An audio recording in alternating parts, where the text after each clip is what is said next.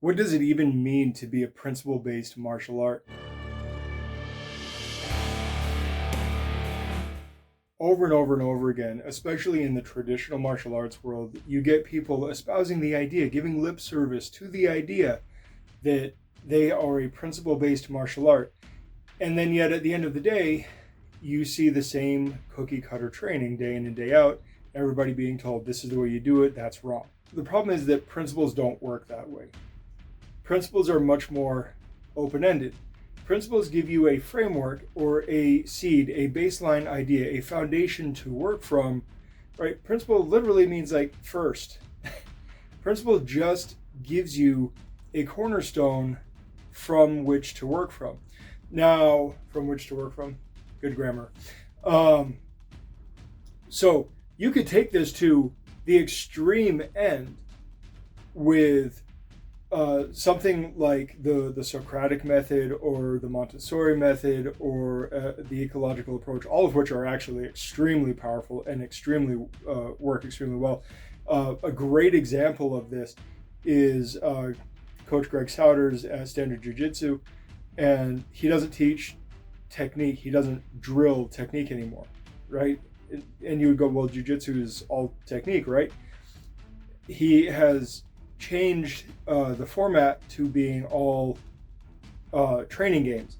The general idea being, here's a problem to solve, here's an objective, it's on you to figure out how to get from problem to objective. And that is an absolutely fantastic approach. Now, he's taken it to the logical conclusion of that and getting rid of traditional technical drilling altogether, and everything is training game based. If you are in a traditional martial art in which you are somewhat obligated to pass on the lineage, then there is going to be a certain necessity of passing on techniques as given, but there's smarter and dumber ways to do that, right? In the Wing Chun world, we talk all the time about being principle based, and yet everybody you see is, this is right, that's wrong, you have to do things this way. Well, if you're principle based, you don't. Now, here's the thing. All the principle is telling you is either a destination or a flow state, or like a principle is giving you some kind of place to go or to work from. And then it's going to be open-ended for individualization and customization, right? And we see this in Chinese martial arts a lot.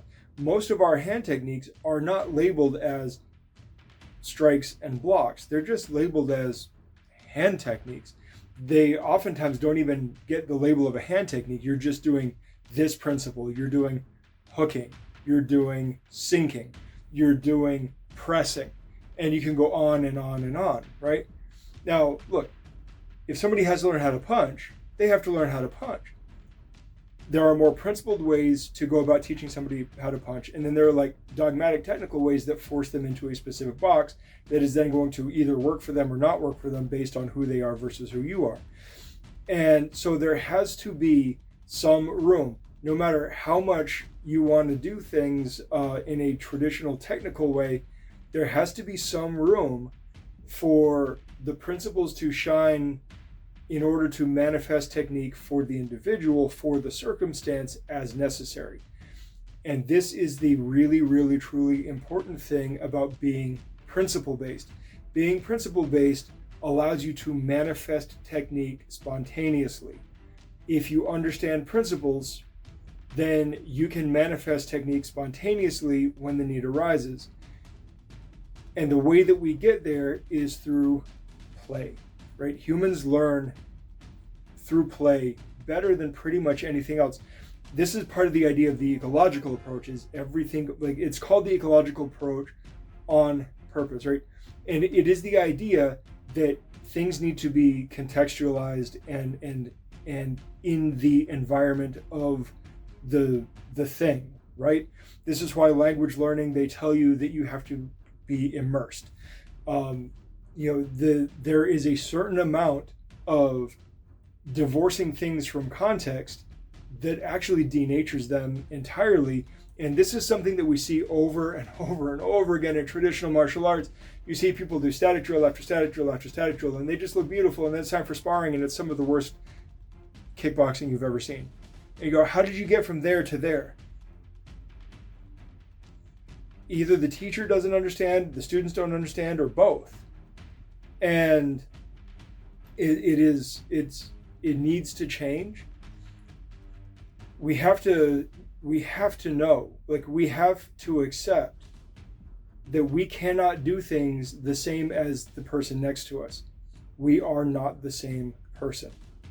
We are not going to be working in the same space, in the same context, in the same headspace, in the same frameworks.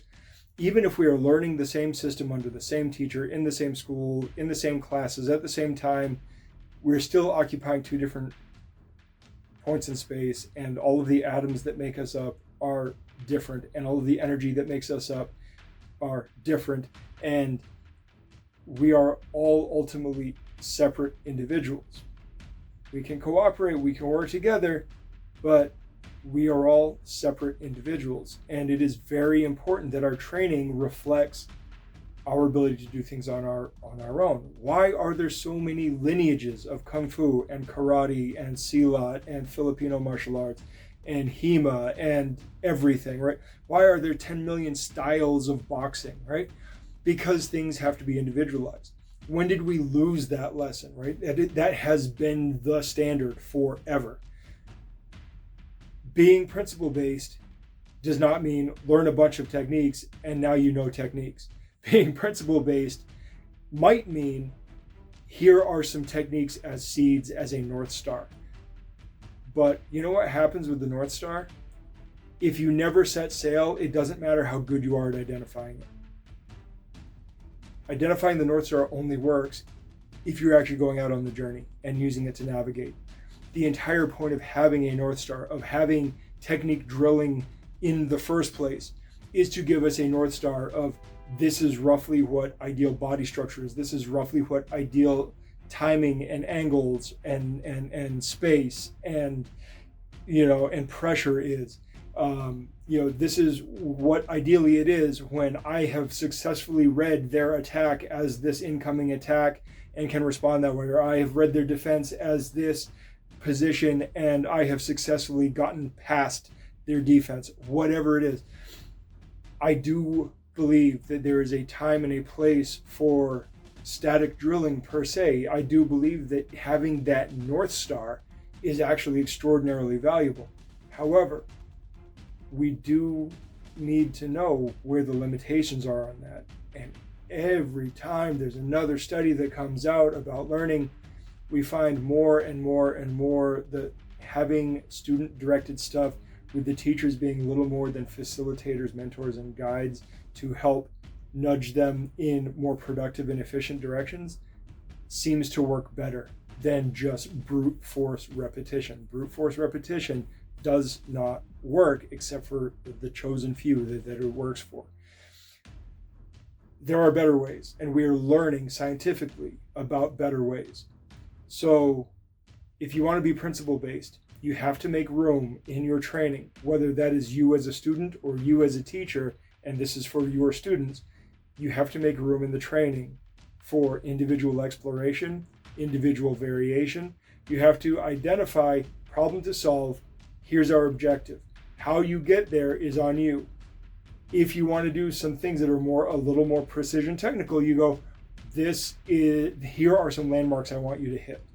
But it probably doesn't go much farther than that. So look, be principle-based.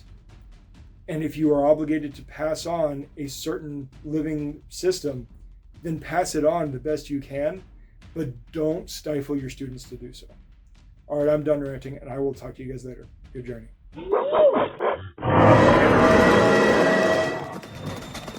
Thanks for watching. Like, subscribe, share. Check us out on our other socials, and please head over to blacksunboxing.com to get a little more info, including how to contact us. Furthermore, if you are in the Phoenix area, please feel free to stop in, say hi, join in for a class, whatever. Also, if you ever see us cite sources or just for additional content, please check out our Substack. That is where we put all of the sources we use in our videos and is a major part of this. Plus, it serves as a membership platform for long distance learning and for people who would like to support us but aren't local. We would greatly appreciate it if you signed up. Even just the free membership helps us out a lot.